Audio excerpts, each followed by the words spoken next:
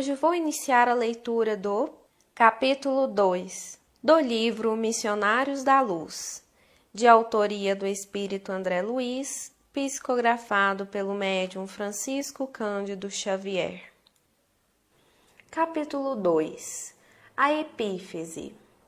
Enquanto nosso companheiro se aproveitava da organização mediúnica, vali-me das forças magnéticas que o instrutor me fornecera para fixar a máxima atenção no médium.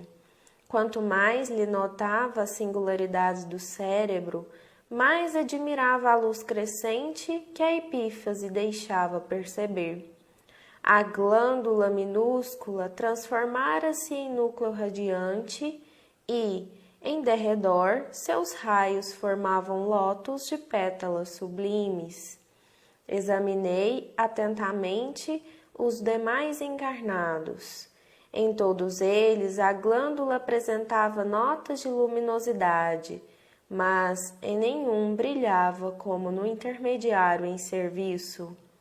Sobre o núcleo semelhante agora à flor resplandecente, caía luzes suaves, de mais alto, reconhecendo eu que ali se encontravam em jogo vibrações delicadíssimas, imperceptíveis para mim. Estudara a função da epífise nos meus apagados serviços de médico terrestre. Segundo os orientadores clássicos, circunscreviam-se suas atribuições ao controle sexual no período infantil. Não passava de velador dos instintos até que as rodas da experiência sexual pudessem deslizar com regularidade pelos caminhos da vida humana. Depois, descrescia em sua forma, relaxava-se, quase desaparecia, para que as glândulas genitais a sucedessem no campo da energia plena. Minhas observações ali, entretanto, contrastavam com as definições dos círculos oficiais. Como o recurso de quem ignora é esperar pelo conhecimento alheio, aguardei Alexandre para elucidar-me fim do serviço ativo. Passados alguns minutos, o generoso mentor acercava-se de mim. Não esperou que me explicasse. Conheço-lhe a perplexidade, falou. Também passei pela mesma surpresa noutro tempo. A epífise é agora uma revelação para você. Sem dúvida, acrescentei. Não se trata de órgão morto, segundo velhas suposições, prosseguiu ele. É a glândula da vida mental. Ela acorda no organismo do homem, na puberdade, as forças criadoras e, em seguida, continua a funcionar como o mais avançado laboratório de elementos psíquicos da criatura terrestre. O neurologista comum não a conhece bem. O psiquiatra devassar-se-lhe-á mais tarde os segredos. Os psicólogos vulgares ignoram-a. Freud interpretou-lhe o desvio quando exagerou a influenciação da libido no estudo da indisciplina congênita da humanidade. Enquanto, no período do desenvolvimento infantil, fase de reajustamento desse centro importante do corpo perispiritual pré-existente, a epífise parece construir o freio às manifestações do sexo. Entretanto, há que retificar observações. Aos 14 anos, aproximadamente, de posição estacionária, quanto às suas atribuições essenciais, recomeça a funcionar no homem reencarnado. O que representava controle é fonte criadora e válvula de escapamento. A glândula pineal reajusta-se ao concerto orgânico e reabre seus mundos maravilhosos de sensações e impressões na esfera emocional. Entrega-se a criatura à recapitulação da sexualidade, examina o inventário de suas paixões vividas noutra época que reaparecem sob fortes impulsos. Achava-me profundamente surpreendido. Findo o intervalo que impusera a exposição do ensinamento, Alexandre continuou. Ela preside aos fenômenos nervosos da emotividade, como órgão de elevada expressão no corpo etéreo. Desata, de certo modo, os laços divinos da natureza, os quais ligam as existências umas às outras na sequência de lutas, pelo aprimoramento da alma, e deixa entrever a grandeza das faculdades criadoras que a criatura se acha investida. Deus meu, exclamei, e as glândulas genitais onde ficam? O instrutor sorriu e esclareceu. São demasiadamente mecânicas para guardarem os princípios sutis e quase imponderáveis da geração. Acham-se absolutamente controladas pelo potencial magnético de que a epífase é a fonte fundamental. As glândulas genitais segregam os hormônios do sexo, mas a glândula pineal, se me posso exprimir assim, segrega hormônios psíquicos ou unidades força, que vão atuar de maneira positiva nas energias geradoras. Os cromossomos da bolsa seminal não lhe escapam à influenciação absoluta e determinada. Alexandre fez um gesto significativo e considerou. No entanto, não estamos examinando problemas de embriologia. Limitemo-nos ao assunto inicial e analisemos a epífise, como glândula da vida espiritual do homem. Dentro de meu espanto, guardei rigoroso silêncio, faminto de instruções novas. Segregando delicadas energias psíquicas, prosseguiu ele, a glândula pineal conserva ascendência em todo o sistema endócrino, ligada à mente através de princípios eletromagnéticos do campo vital que a ciência comum ainda não pode identificar, comanda as forças subconscientes sob a determinação direta da vontade. As redes nervosas constituem-lhe os fios eletrográficos para ordens imediatas a todos os departamentos celulares e, sob sua direção, efetuam-se os suprimentos de energias psíquicas a todos os armazéns autônomos dos órgãos. Manancial criador dos mais importantes, suas atribuições são extensas e fundamentais. Na qualidade de controladora do mundo emotivo, sua posição na experiência sexual é básica e absoluta.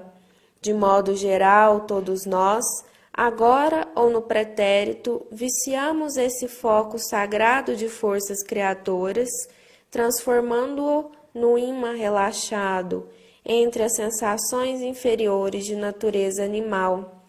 Quantas existências temos despendido na canalização de nossas possibilidades espirituais para os campos mais baixos do prazer materialista, lamentavelmente divorciados da lei do uso, abraçamos os desregramentos emocionais.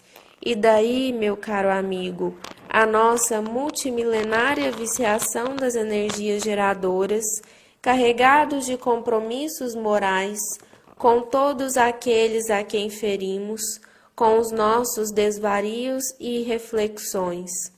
Do lastimável menosprezo a esse potencial sagrado decorrem os dolorosos fenômenos da hereditariedade fisiológica, que deveria constituir invariavelmente um quadro de aquisições abençoadas e puras, A perversão do nosso plano mental consciente, em qualquer sentido da evolução, determina a perversão de nosso psiquismo inconsciente, encarregado da execução dos desejos e ordenações mais íntimas, na esfera das operações automáticas.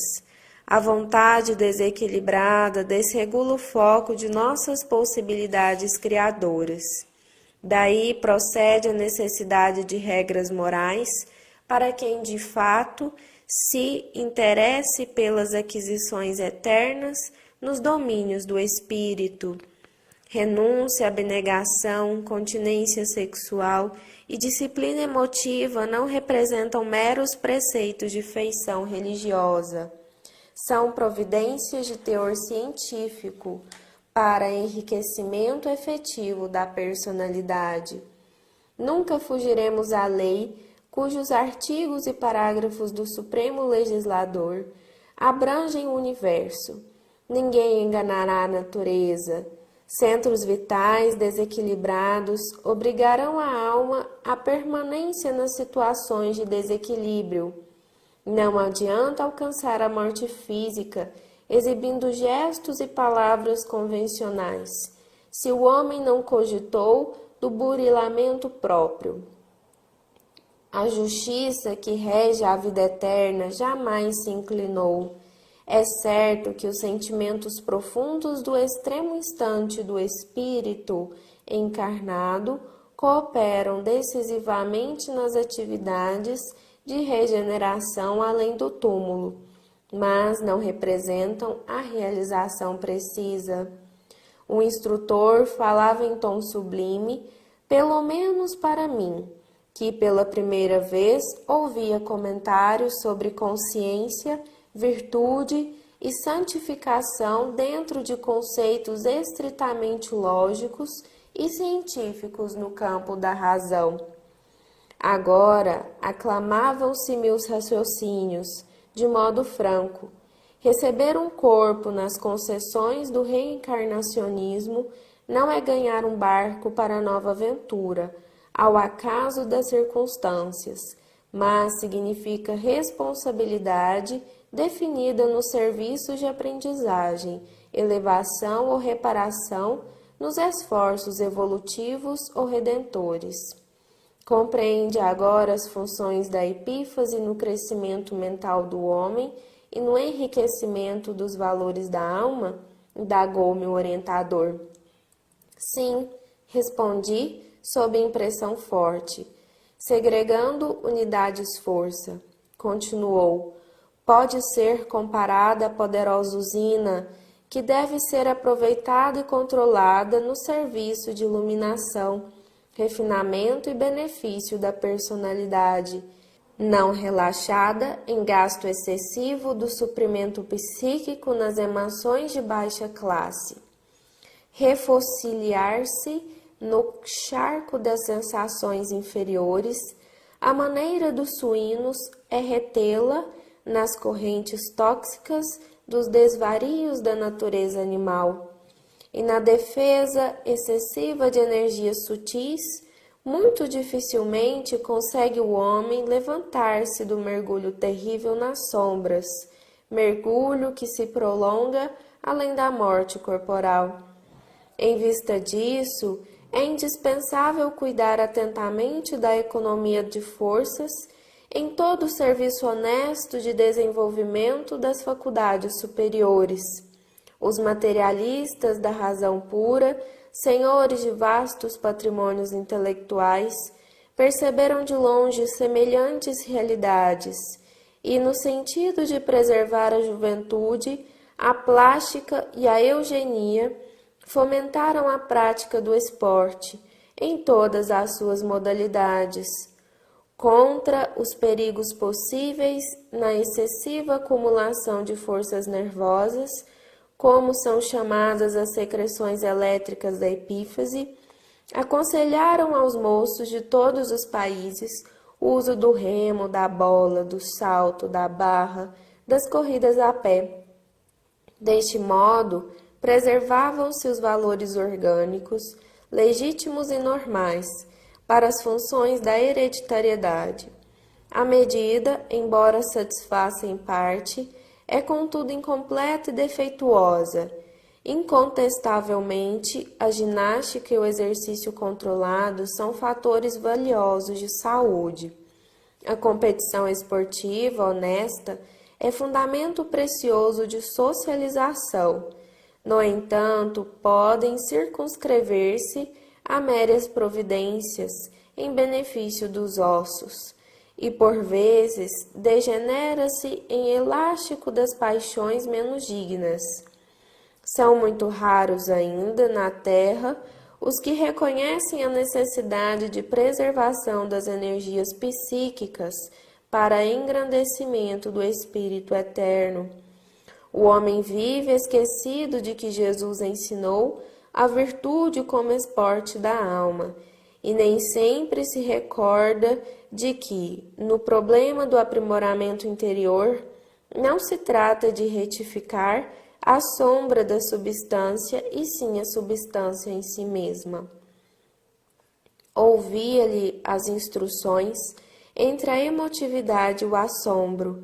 Entende agora como é importante renunciar? Percebe a grandeza da lei de elevação pelo sacrifício? A sangria estimula a produção de células vitais na medula óssea. A poda oferece beleza, novidade e abundância das árvores. O homem que pratica verdadeiramente o bem vive no seio de vibrações construtivas e santificantes da gratidão, da felicidade, da alegria. Não é fazer teoria de esperança, é princípio científico sem cuja aplicação na esfera comum não se liberta a alma, descentralizada pela viciação nas zonas mais baixas da natureza. E porque observar-se que as instruções lhe tomavam demasiado tempo, Alexandre concluiu: de acordo com as nossas observações, a função da epífise na vida mental é muito importante.